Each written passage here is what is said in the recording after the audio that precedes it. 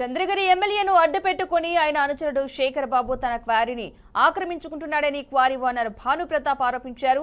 ఈ మేరకు Chittoor press club లో ఏర్పాటు చేసిన సమావేశంలో ఆయన తన గోడును తెలిపారు. నకిలీ డాక్యుమెంట్లను క్రియేట్ చేసి నకిలీ సంతకం పెట్టి బెదిరించి అనుచరులతో క్వారీలు నడుపుతున్నాడని మండిపడ్డారు. ఎటువంటి డాక్యుమెంట్ లేకపోయినా నకిలీ డాక్యుమెంట్లను ఏర్పాటు చేసి తన క్వారీని ఉపయోగిస్తున్నారని భానుప్రతాప్ కుటుంబ సభ్యులతో సహా మీడియా ముందుకు వచ్చాడు. ఇక మీడియా తనకు న్యాయం చేయాలంటూ భానుప్రతాప్ కోరారు. 22లో వచ్చింది. ఇది కొత్త సర్వే నంబర్. ఇది దీనే పోయి చేసుకొచ్చేదానికి ఇప్పుడు 7th మంత్గా నేను ఒక డాక్యుమెంట్ ఫేక్గా ఆయన్ని రెడీ చేసుకుని నేను పెట్టినట్టుగా చూపిస్తున్నాడు. నా సంతకాలు ఇది వచ్చి ఆయన్నే రెడీ చేసుకుని దీంట్లో ఈ ఆస్తిలోకి వచ్చి మాకు నా ఇది ఎగ్జిక్యూషన్ అయిన పేపర్ని ఆయనతో మార్చుకునేదానికి తయారు చేస్తూ ఉన్నాడు. ఇప్పుడు నాకు ఎగ్జిక్యూషన్ వచ్చింది. నేను క్వారీ పక్క పోవాలని కలెక్టర్ గారు 2 సార్లు కలిసినాను. ఆయనతో కంప్లైంట్ ఇచ్చినాను.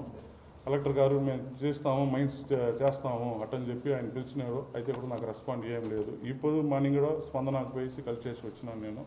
సార్ ఇది న్యాయం చేయండి, నాకు ఇన్ని మరి బ్లాక్లు పోతా ఉంది, ఇది మరి పేపర్లు అన్నీ చూపించినాను ఆయనకి ఫోటోలతో.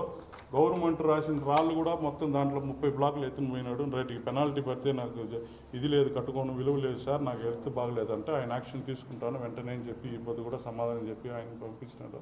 మళ్ళీ నెక్స్ట్ మండే కలండి మీరు అటని చెప్పినారు.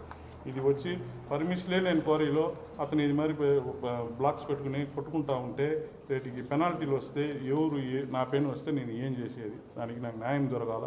డీడీ గారిని కలిస్తే మీరే చేసుకుంటారని నేను తలుచుకుంటా ఉన్నాను అంటాడు అతను. నేను చేసుకోవాలి సార్, నేను ఇది మరి ఉందానంటే సరే చూస్తాను, వెంటనే ఆఫ్ చేస్తాను అటని చెప్పి చెప్తారు అతను కూడా. నేను ఈ పొద్దు సరే ఇంకా నాకు హెల్త్